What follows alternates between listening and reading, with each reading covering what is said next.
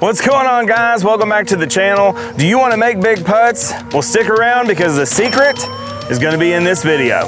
Now, before we get to the biggest secret in my disc golf game, first we have to ask ourselves, what distance do we start putting at? And the answer to that question is really different for every person.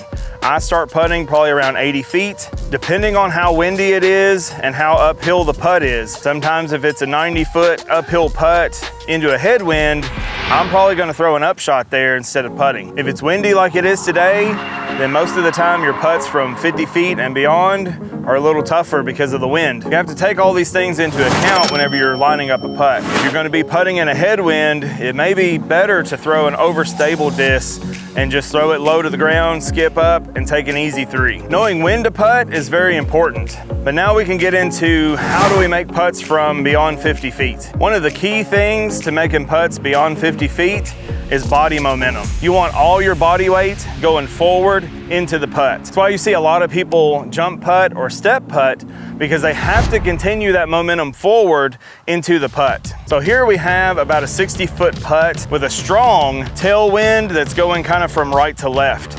So I'm not gonna show the back of the disc to the wind because it's gonna move the disc, especially whenever you're putting from 50 feet. It's a lot of time for the disc to be in the air and travel from right to left. So you wanna putt this putt very flat and very straight towards the target with a lot of spin and even a little nose up. Let's see what I do. I'm gonna try to go without jump putt. And now this is with a little step. So you can see there, the little step that I added to that putt helped me get just the right amount of distance and make the putt without worrying about blowing past. So now that we made a putt from 60 feet, let's try just 10 more feet back, 70 feet. I'm gonna be putting a lot of spin on the disc and trying to go really straight in and straight out with a lot of spin. Even a little bit of nose up in the end to try to get the putter to climb, especially in this tailwind. If you were putting into a headwind from this far, you would want to putt very flat because the wind is going to lift your putt.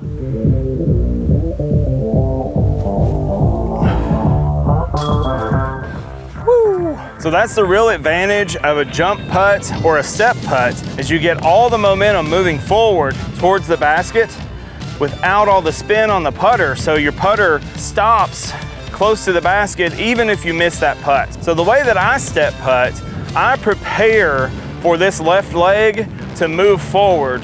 So when I'm setting up, I bring the disc in as I'm stepping forward and kind of pause on this leg so that I can go out and putt at the same time. So a step putt for me looks something like this. So it's like this and then out. And you just want to make sure that the putter leaves your hand before this left foot touches the ground, because that will be a foot fault and we don't need those. And finally, one of the best kept secrets is finding a good putter. You want a putter with a lot of glide and something that you can kind of rely on. This is gonna be different for every person. I like a grippy plastic because I'm a push putter.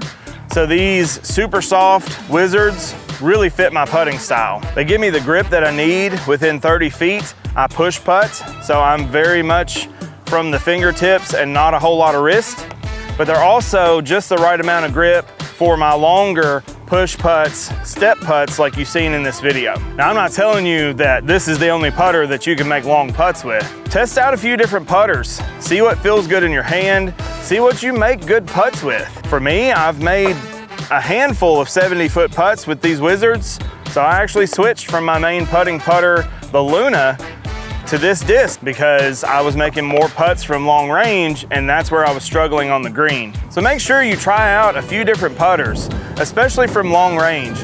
Get out and test them, see how you're making putts.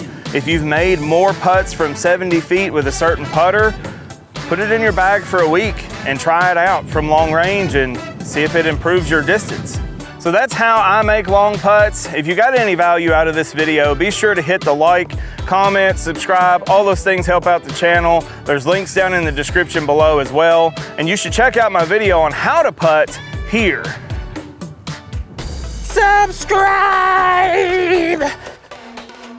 Whoop, whoop, boop, boop, boop, boop. How to putt. Thanks, guys.